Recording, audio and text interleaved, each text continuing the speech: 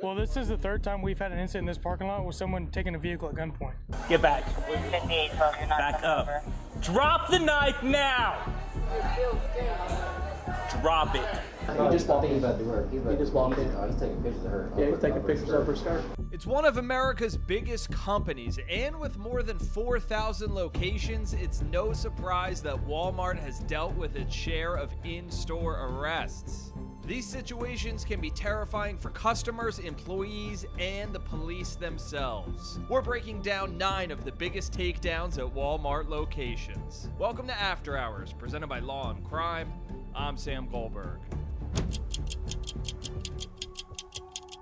First, we're in the metro Atlanta area. It's June 9th, 2023. Police responded to reports of a man in the store touching women without their consent. The officers check in with the store security team and see the suspect do it right on camera. He just did it again to these 2 females right here. What's he doing? Walking around grabbing their asses. Yeah, he just grabbed their ass. There it is. This dude's here? Yeah. Yesterday he was in here and a little girl reported, probably 9, reported that he grabbed her butt. And then we were looking for him, but he got out before we could get to him. Right. And then today... He just walked in. He's about to do her. He just walked in. He's taking pictures of her. Yeah, he's taking pictures of her skirt. All right, yeah. He's done. Let's go. When officers approach the suspect, later identified as Gary Moultrie, he decides to take off. Move. It's coming outside. General merchandise.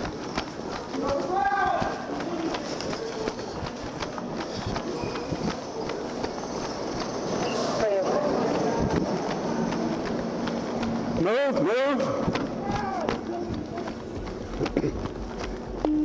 106 radio, they advised the subject was seen going on foot. 10-4. The chase then picks up in the garden center, where the man tries to tell another officer that he has a daughter who he needs to help.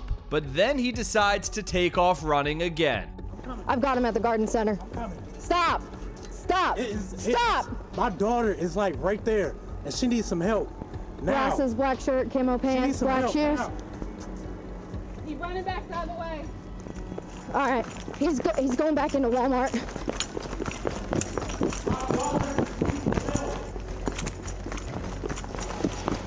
No! Stop! My daughter needs some help, man. You're not listening. 10-4, he's running around the garden center. If I get someone else over here. Stop right there! My daughter is in trouble.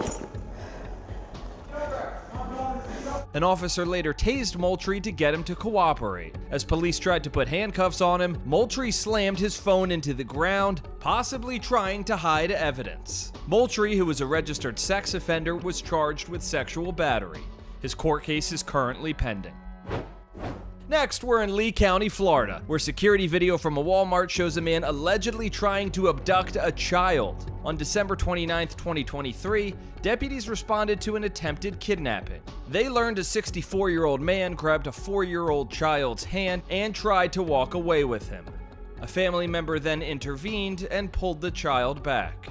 The man had already left the store when deputies arrived, but they were able to identify him as Pablo Pentuelas Hernandez. Within an hour, they were at his home to confirm his identity and arrest him. Pentuelas Hernandez was initially charged with false imprisonment of a child 13 years old and under. But just this month, the prosecutor reduced the charge to a misdemeanor battery. He's due back in court February 14th. Next, we're heading to Hobbs, New Mexico, where a Walmart employee was shot in the parking lot while leaving for his lunch break.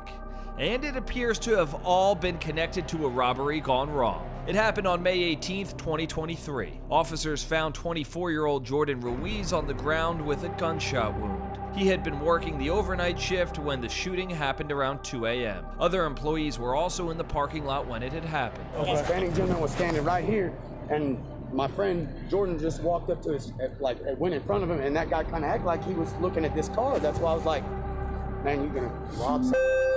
And then I told the other lady, I said, hey, I think that guy's gonna rob something. We better keep an eye on him. Ruiz, who was rushed to the hospital, unfortunately died. One of the employees told police he had tried to chase down the shooter's car. the additional caller advised that when the vehicle took off, they followed it down to Camino del Real. It parked and then took off again. I tried to chase them down, man. I got so far before they stopped and they aimed at me. And I tried to take off the vehicle. So I heard shots, and then I looked out, and then I seen him like look over here like concerned. And he ran, and then I just heard him say they shot. So as soon as he said that, like, I just chased the car. The witness says he came back to the Walmart after the suspects pointed a gun at him. As crime scene technicians examined the scene, officers tried to figure out if this was connected to other cars being stolen. Well, this is the third time we've had an incident in this parking lot with someone taking a vehicle at gunpoint. After looking at surveillance footage from the Walmart store as well as nearby businesses, detectives were able to figure out the car involved. They put out a bolo, aka be on the lookout, and a deputy in neighboring Texas spotted the car. That led to a 111-mile high-speed chase that went through multiple counties. Deputies were finally able to stop the stolen vehicle. 18-year-old Zachary Baeza and 2 juveniles were then arrested. Detectives then interviewed all 3 suspects back in Hobbs, New Mexico. And what I'm here to do is give you an opportunity to explain to me what took place. And the reason being is because Ray's putting it on you, and I don't think that's true. Detectives then determined the juvenile male was the shooter and Baeza was the driver. A 16-year-old girl, believed to be the girlfriend of Baeza, is not facing charges. But you're one of 2 things in this. You're a witness or you're a defendant. That's as plain Jane as I can be about it, all right? You know how serious this is. This is a murder. This isn't just a stolen car. It's way bigger than that. But you already know it. Somebody died because of some actions taken by these guys. Baeza was charged in New Mexico with first-degree murder, attempted armed robbery, larceny, and possession of stolen vehicles. He's also charged in Texas for the high-speed chase. He'll be back in a New Mexico courtroom at the end of February. Now we head to Cleveland, Ohio, where police body camera video shows officers chasing 2 people inside of a Walmart, tackling one to the ground and holding another at gunpoint. This happened on August 13th, 2023. Police went to Walmart searching for murder suspect Shania Jones. They see her and even try to grab her, but Jones then takes off running.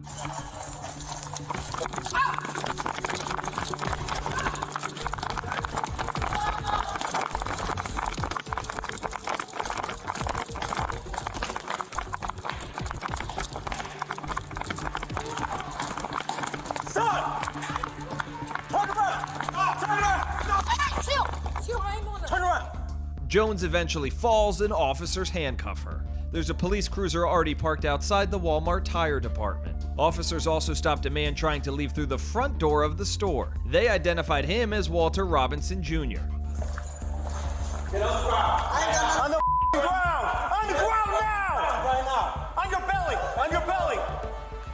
Hands me on your back. Robinson swears he didn't do anything wrong. Why are you running? Because she was running. They were chasing her. Who's chasing who? So you just start running? Yeah, that's not how it works. That's not how it works, buddy.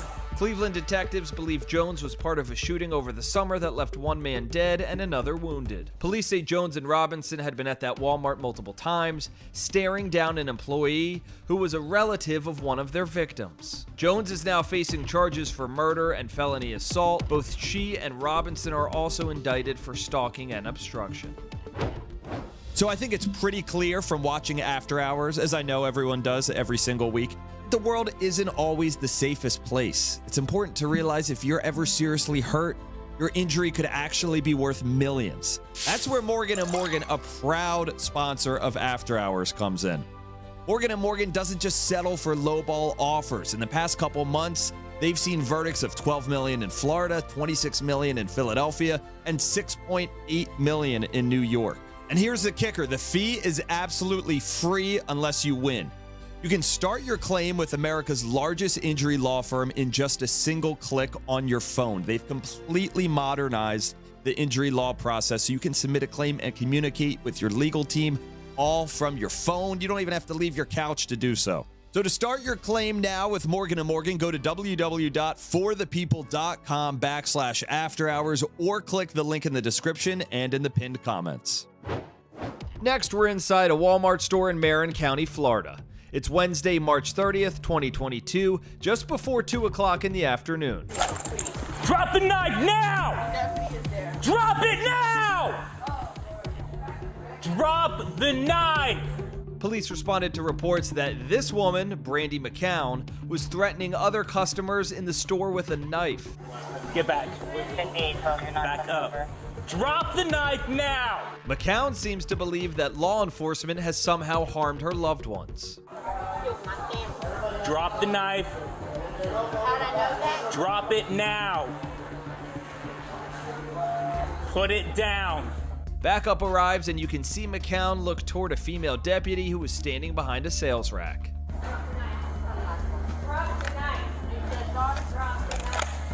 While McGowan is momentarily distracted, the first deputy switches from his gun to a non-lethal stun gun. After repeated orders to drop her weapon, the deputy fires the stun gun at McCown and she goes down. So you're all kidnapping me? According to investigators, McCown had approached the store holding a brick and threatened customers with it. Then she found a pocket knife for sale and used a pair of scissors she found in the store to open the packaging. She then allegedly began threatening customers with the knife. After her arrest, investigators say they discovered she had ingested large amounts of meth earlier that day. Police charged McGowan with aggravated assault with a deadly weapon. A court determined she wasn't mentally fit to stand trial, so she was taken to a mental health institution.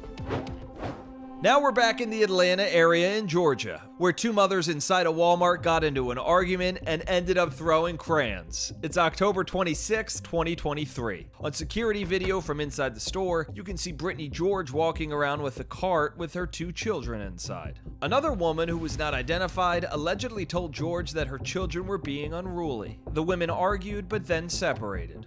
Later in the video, when George spots the other woman again, she throws a box of crayons at her, hitting the other woman's child. A Walmart employee attempts to intervene, but things escalate, with George lunging at the woman and allegedly hitting her in the face. George drove away before police got there, but they were able to identify her and arrest her. George was charged with child cruelty and simple assault. At the time of this recording, her court case is listed as pending. Now we go to the Peachtree City, Georgia.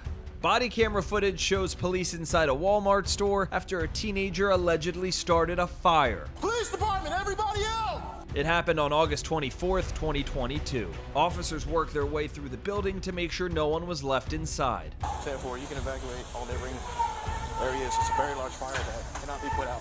Officials say a 14-year-old girl admitted to intentionally starting the fire in the paper products aisle.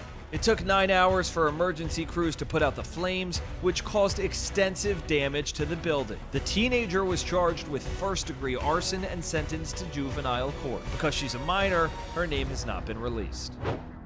We end today's episode in Deltona, Florida. It's September 14th, 2022, around 7:30 p.m. Police were called out to a Walmart store because employees and customers spotted two little kids running around the parking lot in the rain. The kids ran out of the vehicle and they're half naked. Which vehicle? This one right here.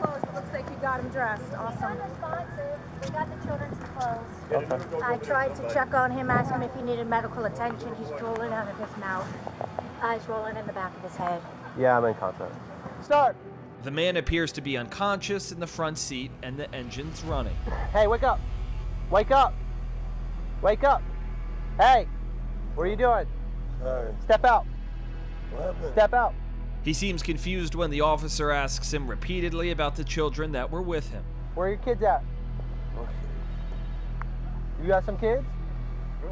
No? They're not his kids? Who else you have in the car with you?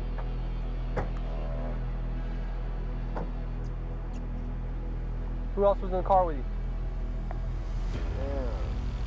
What happened? Who else is in the car with you? Girl. Okay. And her kids, right? Yeah. Okay. Where's the girl at? Kids in there? They have the kids, yep. Those kids in there? No, the kids are not in your car. They got out of your car. Deputies say the man, 35-year-old Dazone Killenbeck, was supposed to be watching the children for his friend while she shopped. Instead, the toddlers ages 2 and 3 were found in the busy parking lot. They went with Walmart staff after they ran in the parking lot in nothing but a diaper, while you were sleeping at the steering wheel, right? So for now, Put your hands behind your back. Deputies say Killingbeck had a straw in his lap when he woke up that was later tested and had oxycodone and fentanyl inside. Killingbeck was charged with child neglect, possession of drug paraphernalia, tampering with evidence, and driving on a suspended license. He pleaded no contest and was given 2 years of probation. Thanks for watching. Law and Crime After Hours is written and produced by Savannah Williamson. Video editing is done by Michael Deininger, and audio editing by Brad Mabey. I'm Sam Goldberg. We'll see you next week.